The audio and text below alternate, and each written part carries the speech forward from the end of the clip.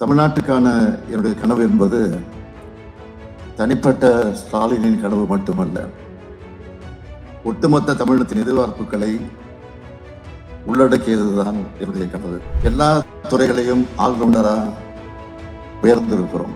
மக்கள் சொல்லுகிற குறைகளை மட்டுமல்ல, எதிர்கட்சியை சொல்லக்கூடிய குறைகளையும் காது கொடுத்து கேட்டு அதை சரி செய்கிறேன்.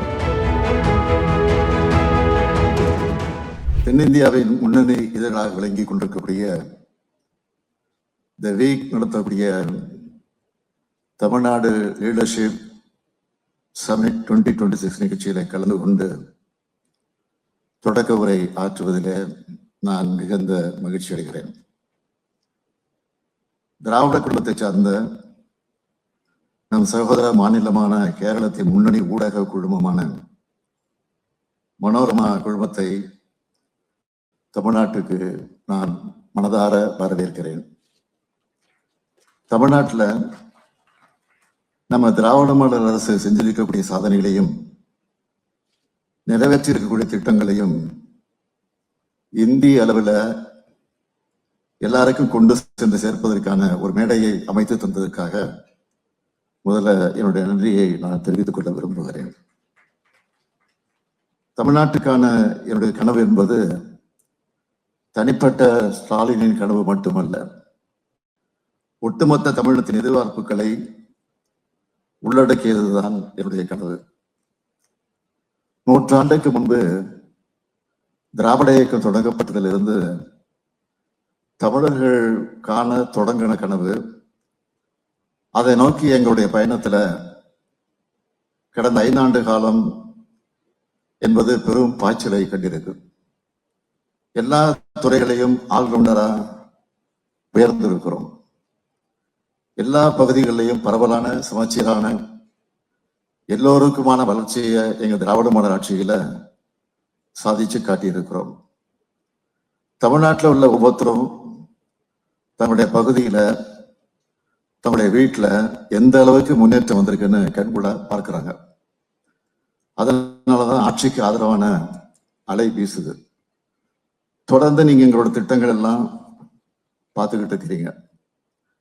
அரசு பள்ளி மாணவர்களை உலக அளவில் முன்னணி உயர்கல்வி நிறுவனங்களுக்கு அனுப்புற மாடல் ஸ்கூல்ஸ், விமான நிலையத்திற்கு இணையான பேருந்து நிலையங்கள், உயர் சிறப்பு மருத்துவமனைகள், மினி ஸ்டேடியம்ஸ், ஏழைகளுக்கு தரமான குடியிருப்புகள், இப்படி ஒவ்வொரு செக்டார்லையும் நாங்கள் செஞ்ச சாதனைகளை பார்த்துக்கிட்டு இருக்கீங்கிறதை நாங்கள் சிறப்பாக செய்து கொண்டிருக்கிறோம். தொழில் வளர்ச்சி எடுத்துக்கிட்டா தமிழ்நாட்டில் உள்ள எல்லா வட்டாரத்திலையும் புதிய தொழில் முதலீடுகள் மூலமா முன்னணி நிறுவனங்களின் தொழிற்சாலைகள் தொடங்கப்பட்டு வேலை வாய்ப்புகள் தொடர்ந்து வழங்கி கொண்டிருக்கிறோம். தமிழ்நாடு வரலாற்றில் இதுவரை இல்லாத அளவுக்கு வீட்டுமனை பட்டாக்களை மக்களுக்கு வழங்கி இருக்கிறோம். நாங்க இப்படி ஆல்ரவுண்டரா அடிச்சு ஆடுற காரணத்தினாலதான் இந்தியாவிலே பொருளாதார வளர்ச்சியில நம்பர் 1 மாநிலம்னு தமிழ்நாடு அப்படின்னு ஒன்றிய பாஜக அரசு பாராட்டு சொல்லியிருக்கு.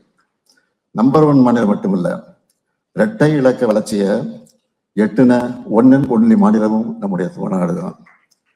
பொருளாதார வளர்ச்சியிலே மட்டுமில்ல, ஹியூமன் டெவலப்மெண்ட் இண்டெக்ஸ்லையும் இந்தியாவின் முதன்மை மாநிலமாக தமிழ்நாடு என்பதுதான் எங்களுடைய பெருமைக்குரிய தனித்தன்மையாக விளங்கி கொண்டிருக்கிறது.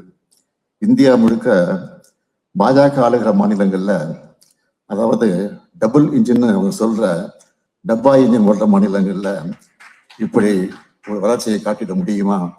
முடியவே முடியாது. அவங்க பண்றதெல்லாம் வன்முறை, வெறுப்பு பேச்சு, பிற்போக்குவாதம். இதுக்கு அப்படியே நேர்மாறான முற்போக்கு அரசு எங்க திராவிட மாடல் அரசு.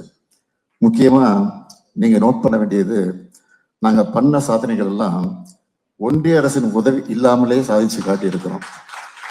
இன்னும் சொல்ல போனா அவங்களுடைய நெருக்கடிகளை மீறி சாதிச்சிருக்கிறோம். 2021ஆம் ஆண்டிலேயே 10 ஆண்டுகளுக்கான விஷனோட தான் நான் வந்தேன். ஸ்டாலினின் 7 உறுதிமொழிகள்னு 2031 வரைக்குமான தொலைநோக்கு குறிக்கோள்களை சொல்லிட்டு தான் முதலமைச்சராக நான் பொறுப்பேற்றேன். நான் நினைச்சதை விட அதிக வேகத்துல அதை நோக்கி பயணிச்சுட்டு இருக்கிறோம். அண்மையில வெளியான மாநில பொருளாதார அறிக்கையை கூட அதைத்தான் சொல்லுது.